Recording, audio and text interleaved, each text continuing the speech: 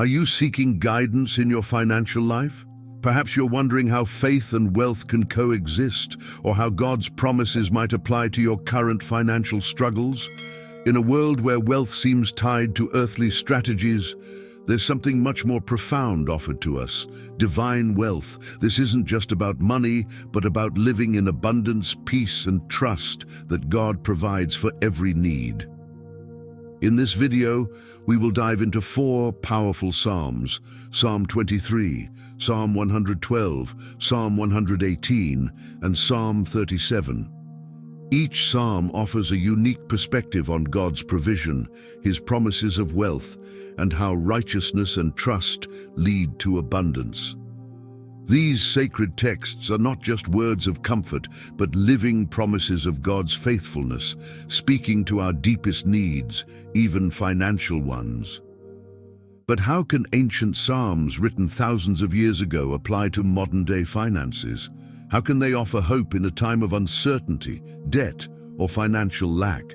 Stay with me, because by the end of this video, you'll discover how these scriptures provide a roadmap not only to peace in your heart, but also to prosperity in your life.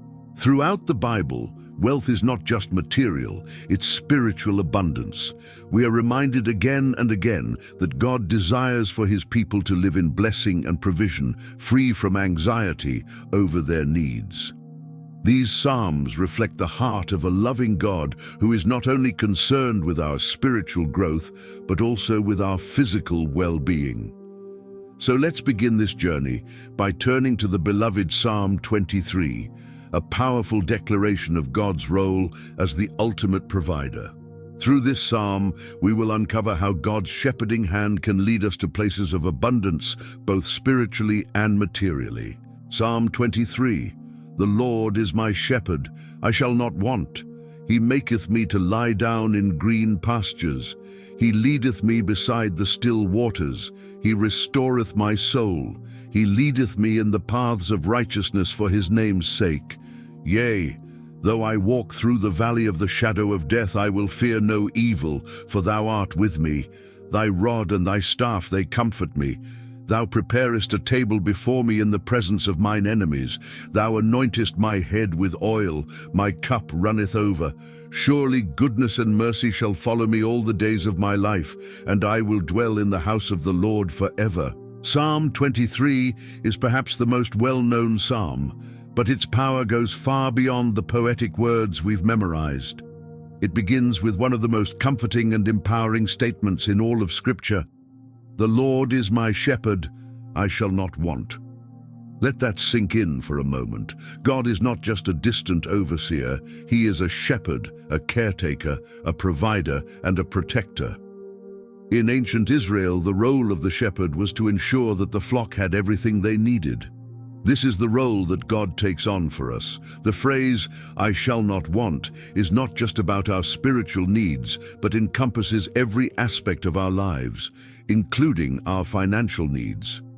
When we place our trust in God, He provides abundantly. It doesn't mean we will always have everything we want, but we will always have everything we need. Let's look at the imagery in the psalm.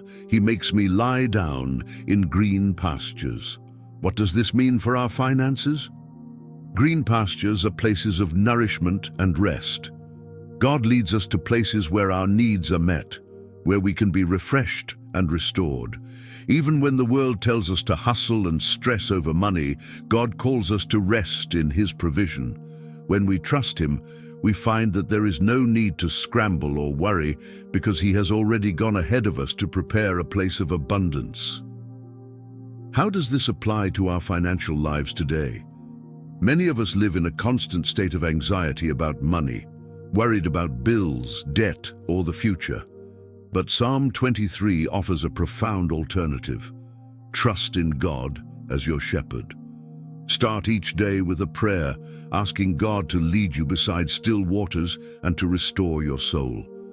A restored soul can think clearly, make wise decisions, and avoid the pitfalls of greed or fear. You prepare a table before me in the presence of my enemies. Even when we face financial challenges or opposition, be it debt, job loss, or economic downturns, God's provision is ever present. He prepares a table of abundance in the midst of the struggle, where we can find peace and sustenance. This is not just a spiritual promise, but a real, tangible one. God is faithful to provide. Many of you watching may be walking through your own valley of the shadow of death, financially or emotionally. But remember, this is not the end. God's rod and staff, His protection and guidance, are with you.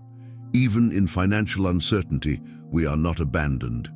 He anoints your head with oil, and your cup overflows. That's not just a metaphor, it's a promise of God's provision overflowing into your life, into your finances, your relationships, and your dreams. Take this psalm to heart. Meditate on it every morning and evening, and as you do, declare, "The Lord is my shepherd, I shall not want." Speak it over your finances. Speak it over your business, your home, your investments. Trust that God's hand is guiding you to green pastures. Psalm 112, Praise ye the Lord. Blessed is the man that feareth the Lord, that delighteth greatly in his commandments. His seed shall be mighty upon earth. The generation of the upright shall be blessed. Wealth and riches shall be in his house, and his righteousness endureth forever. Unto the upright there ariseth light in the darkness. He is gracious, and full of compassion, and righteous. A good man showeth favor, and lendeth. He will guide his affairs with discretion. Surely he shall not be moved forever. The righteous shall be in everlasting remembrance. He shall not be afraid of evil tidings. His heart is fixed, trusting in the Lord. His heart is established. He shall not be afraid, until he see his desire upon his enemies. He hath dispersed, he hath given to the poor. His righteousness endureth forever. His horn shall be exalted with honor. The wicked shall see it, and be grieved. He shall gnash with his teeth and melt away. The desire of the wicked shall perish. Psalm 112 provides a vivid picture of the blessings that come from a life lived in fear of the Lord and obedience to His commandments. Notice how the psalm doesn't just speak about spiritual blessings, but also directly addresses wealth, prosperity, and financial security. Wealth and riches are in His house, and His righteousness endures forever. This is a promise from God to those who walk uprightly before Him. When you live a life that honors God, He blesses not only your spiritual life, but also your material needs. Let's unpack this further. Wealth in the Bible is often seen not just as material gain, but as a symbol of God's favor and provision. In this context, wealth is a byproduct of righteousness, of living a life that pleases God. Psalm 112 makes it clear that wealth and abundance are not incompatible with faith. In fact, they are often the reward of faithfulness and integrity. But what's important here is the source of that wealth. It's not gained through greed or dishonest means, but through godly living and generosity. Deeper dive into verse 3. Wealth and riches are in His house. This verse is powerful in its simplicity. Wealth and riches are in His house. What does that mean for us today? It means that God's blessing extends into every area of our lives, including our finances. When we follow God's commandments and live righteously, wealth and provision naturally follow. But this isn't about living lavishly for selfish purposes. Instead, it's about having more than enough so that we can be a blessing to others. Generosity is a recurring theme in this psalm. It is well with the man who deals generously and lends. God's abundance is never just for us. It's meant to flow through us. The righteous person is generous because they understand that their wealth comes from God and they are merely stewards of it. The more they give, the more they are blessed. This creates a cycle of generosity and blessing that never runs dry. One practical takeaway from this psalm is the call to live generously. If God has blessed you with wealth, whether great or small, you are called to share it with others. This doesn't just mean tithing to the church, but also looking out for those in need. When you lend to the poor, you are lending to God Himself. Proverbs 19:17 reminds us, "Whoever is kind to the poor lends to the Lord, and He will reward them for what they have done." Let me share a testimony of a woman who was financially struggling but chose to trust in God's provision. Despite having very little, she committed to giving generously to others in need. Every time she gave, God would provide for her in miraculous ways. Her generosity not only blessed others, but brought her peace, knowing that God was her provider. Over time, she experienced financial breakthroughs that she never thought possible. This is the promise of Psalm 112. When we give freely, God pours back into our lives abundantly. Another powerful part of this psalm is the promise that the righteous person is not afraid of bad news. In a world where financial news can often be alarming, whether it's the stock market, job security, or global economic challenges, those who trust in the Lord are steady. They are not shaken by fear because their trust is not in the economy or their paycheck, but in the unwavering provision of God. His heart is firm, trusting in the Lord. What a powerful image of peace in the midst of uncertainty. Is your heart steady today, or are you living in fear of financial instability? Psalm 112 encourages us to have hearts that are fixed on God's promises. The world may bring bad news, but as people of faith we can stand firm, knowing that God's provision is not dependent on the economy or the circumstances around us. Just as God blessed the righteous with wealth and riches in their homes, so too will He provide for your needs. Place your trust in God. If you find yourself in a season of financial difficulty, remember that God is faithful to His promises. The righteous person's heart is not swayed by fear or bad news. Instead, they look to God with confidence, knowing that His provision is constant even in times of hardship. Psalm 112 is a profound reminder that wealth and abundance are tied to righteousness and generosity.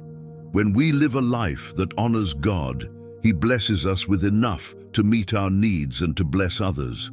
This isn't about accumulating wealth for selfish purposes, but about using what God has given us to reflect His character and bring His kingdom to earth. The wicked may gnash their teeth, the world may be envious, but the wealth of the righteous will not perish.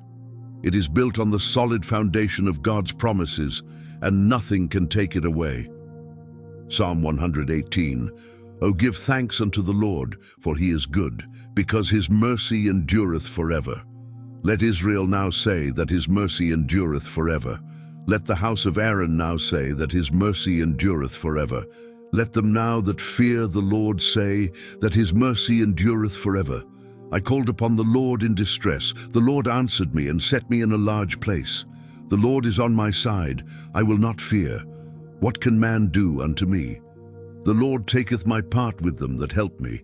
Therefore shall I see my desire upon them that hate me. It is better to trust in the Lord than to put confidence in man. It is better to trust in the Lord than to put confidence in princes. All nations compassed me about, but in the name of the Lord will I destroy them. They compassed me about, yea, they compassed me about, but in the name of the Lord I will destroy them. They compassed me about like bees. They are quenched as the fire of thorns, for in the name of the Lord I will destroy them.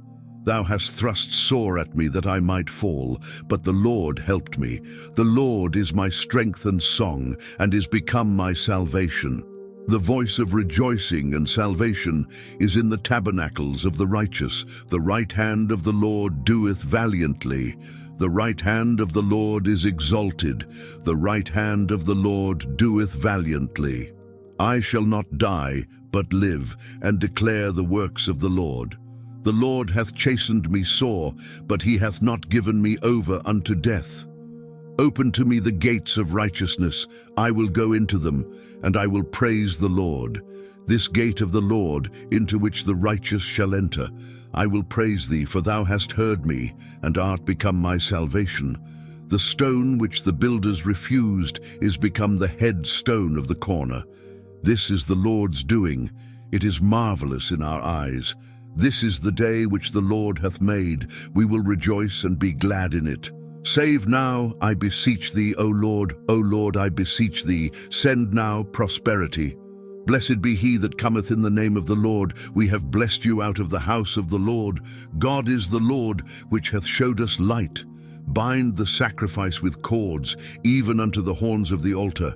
Thou art my God, and I will praise thee. Thou art my God, I will exalt thee. O give thanks unto the Lord, for he is good, for his mercy endureth forever. Psalm 118 is a beautiful declaration of God's enduring love, his deliverance, and his faithfulness during times of distress.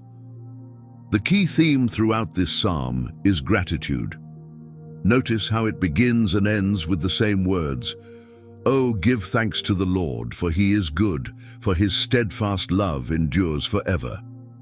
Gratitude is not just an attitude, it's a powerful spiritual weapon that opens the door for God's abundance to flow into our lives. Gratitude and abundance are intimately connected. When we give thanks, especially in difficult times, we shift our focus from lack to provision, from fear to faith. Psalm 118 reminds us that even in moments of distress, whether it's financial trouble, emotional hardship, or spiritual struggles, God is our helper, our refuge, and our salvation. He is always working on our behalf, and it is through gratitude that we acknowledge his hand in every situation. One of the most powerful moments in this psalm comes in verse 5. Out of my distress I called on the Lord. The Lord answered me and set me free. Notice that the psalmist calls out to God in his distress, not after the problem is solved. This teaches us a critical lesson. Even when we are in the middle of a financial crisis, a job loss, or a personal challenge, our first response should be to call on God and give thanks. Gratitude isn't reserved for when things are going well. It's an act of faith when we're struggling. When we thank God in advance for his provision, we declare that we trust him to bring us through whatever difficulty we face. This kind of faith invites God's intervention, and that's when miracles happen.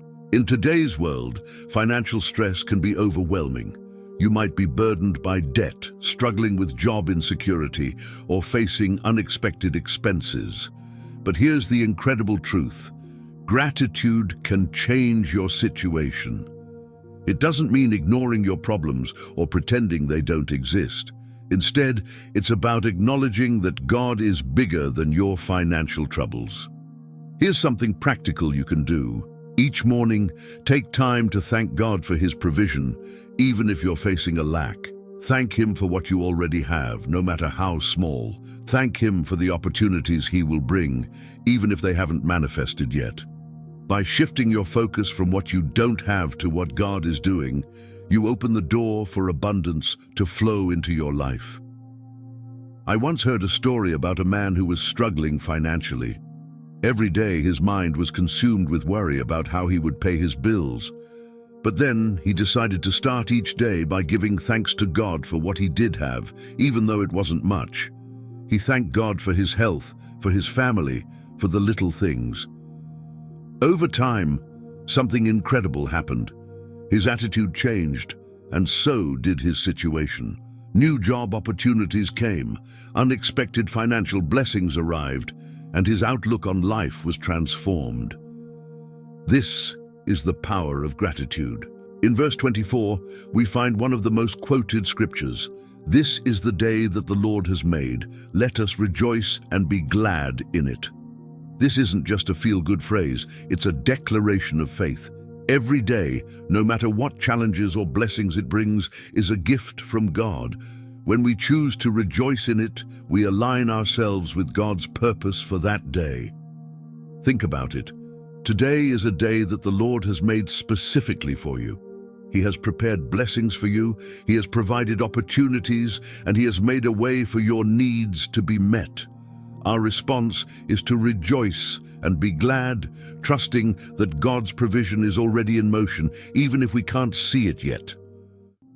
I want to encourage you to make gratitude a daily practice. No matter what your financial situation looks like right now, start by thanking God for what you have.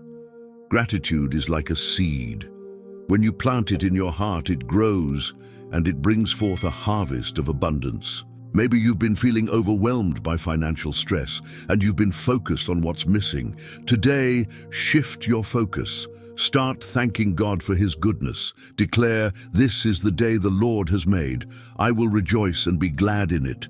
And watch how that simple act of faith begins to open new doors in your life. Psalm 118 is a psalm of deliverance, a psalm of triumph, and a psalm of gratitude. It reminds us that God's love and provision are steadfast, and they endure through every trial. The psalmist speaks from a place of victory, even when surrounded by challenges. He knows that God's faithfulness is the foundation of his hope. As you meditate on this psalm, let it fill your heart with hope and joy. Gratitude is the key that unlocks the door to abundance. When we acknowledge God's goodness, we open ourselves to receive all that He has for us. Psalm 37. Fret not thyself because of evildoers, neither be thou envious against the workers of iniquity, for they shall soon be cut down like the grass, and wither as the green herb. Trust in the Lord and do good, so shalt thou dwell in the land, and verily thou shalt be fed. Delight thyself also in the Lord, and He shall give thee the desires of thine heart. Commit thy way unto the Lord. Trust also in Him, and He shall bring it to pass. And He shall bring forth thy righteousness as the light, and thy judgment as the noonday. Rest in the Lord, and wait patiently for Him. Fret not thyself because of him who prospereth in his way, because of the man who bringeth wicked devices to pass. Cease from anger, and forsake wrath. Fret not thyself in any wise to do evil, for evildoers shall be cut off. But those that wait upon the Lord, they shall inherit the earth. For yet a little while, and the wicked shall not be. Yea, thou shalt diligently consider his place, and it shall not be. But the meek shall inherit the earth, and shall delight themselves in the abundance of peace. The wicked plotteth against the just, and gnasheth upon him with his teeth. The Lord shall laugh at him, for he seeth that his day is coming. The wicked have drawn out the sword, and have bent their bow, to cast down the poor and needy, and to slay such as be of upright conversation. Their sword shall enter into their own heart, and their bows shall be broken.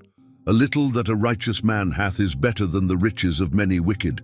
For the arms of the wicked shall be broken, but the Lord upholdeth the righteous. The Lord knoweth the days of the upright, and their inheritance shall be forever. They shall not be ashamed in the evil time, and in the days of famine they shall be satisfied. But the wicked shall perish, and the enemies of the Lord shall be as the fat of lambs. They shall consume. Into smoke shall they consume away.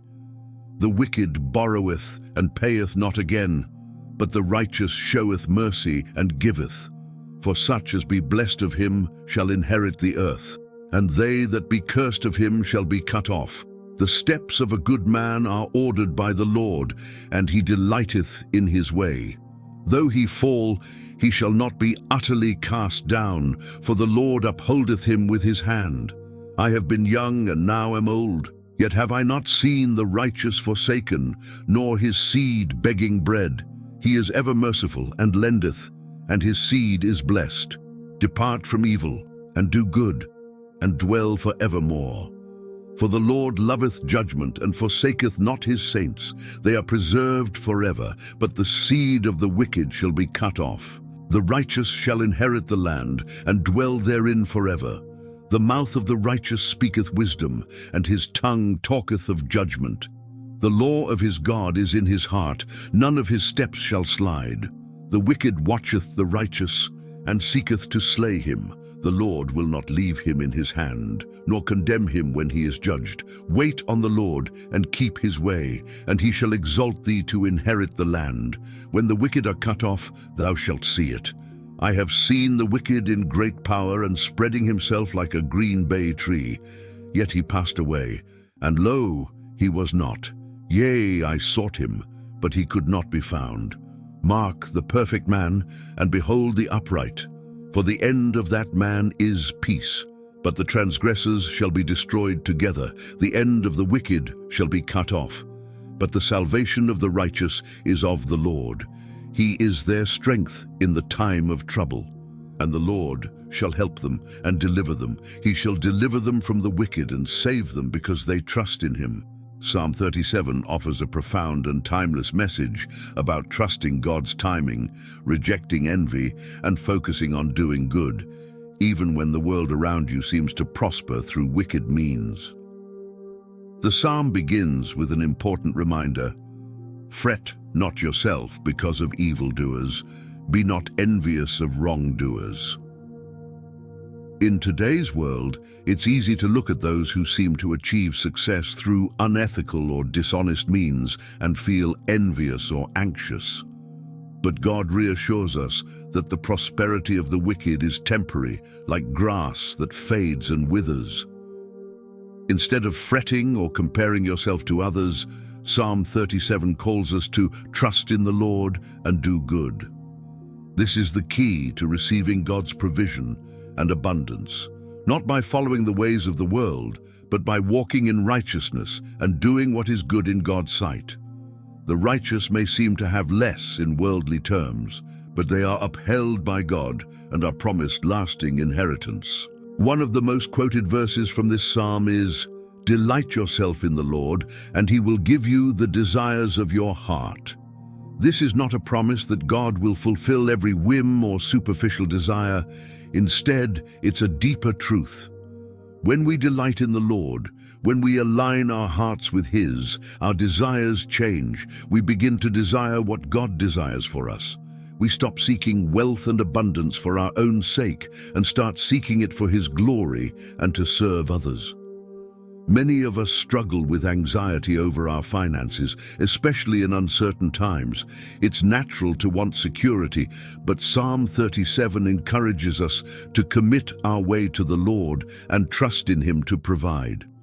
Commit your way to the Lord, trust in Him, and He will act. This means placing our financial plans, decisions, and worries in God's hands. Instead of relying on our own strength or strategies, we let God guide us. It can be challenging to be still and wait patiently as the psalm instructs, especially when we see others seemingly prospering through shortcuts or unethical means. But God's provision comes with peace, righteousness, and joy. Psalm 37 reminds us that the righteous are never forsaken and are provided for even in times of famine. I once heard a story of a man who lost his job during a difficult economic period. He was surrounded by fear and uncertainty, but instead of panicking, he decided to commit his way to the Lord, trusting that God would provide. Each day he focused on doing good, volunteering his time, and remaining faithful in prayer. In time, an unexpected opportunity came, and not only did he find a new job, but he found one that aligned more closely with his passions and provided more for his family. This is a testament to what Psalm 37 teaches. When we trust in the Lord and wait on Him, He will act. One of the most comforting promises in Psalm 37 is found in verse 25. "I have been young, and now am old, yet I have not seen the righteous forsaken, or his children begging for bread." This verse speaks directly to God's faithfulness in providing for His people. The righteous may face difficulties, but they are never abandoned. Their needs are always met, even if provision comes in ways they didn't expect. God's provision is generational. When we live righteously and trust in Him, the blessings extend to our children and future generations. This doesn't just mean financial wealth, but a legacy of faith, generosity, and God's favor.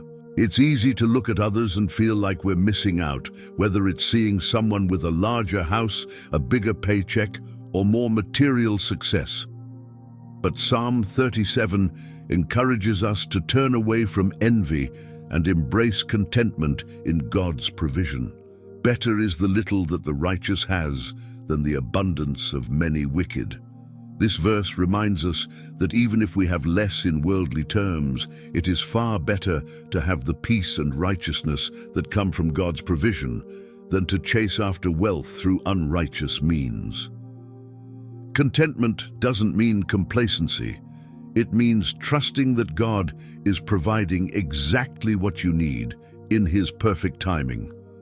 When we focus on what God has given us and how we can use it to do good, we open ourselves to even more of His blessings. Psalm 37 teaches us the importance of waiting on God's timing. Be still before the Lord and wait patiently for Him. This doesn't mean passive waiting. It means trusting that God is working behind the scenes, even when we can't see it. It means being faithful in the small things, doing good, and trusting that God's provision will come in due time. For those who are feeling anxious about your financial situation, I encourage you to rest in God's promises. Trust that He is your provider and commit your plans to Him. In His timing, He will act, and His provision will be more than enough. Psalm 37 reminds us that God's provision is not like the world's. It is steady, it is sure, and it is eternal. The wicked may seem to prosper for a time, but their success fades. The righteous, however, inherit the land and dwell in abundant peace. When we trust in God and do good, we not only experience His provision, but we also live in the fullness of His peace and righteousness. As you meditate on this psalm, remember that God's provision is always enough. Whether you are in a season of plenty or a season of waiting, God is faithful.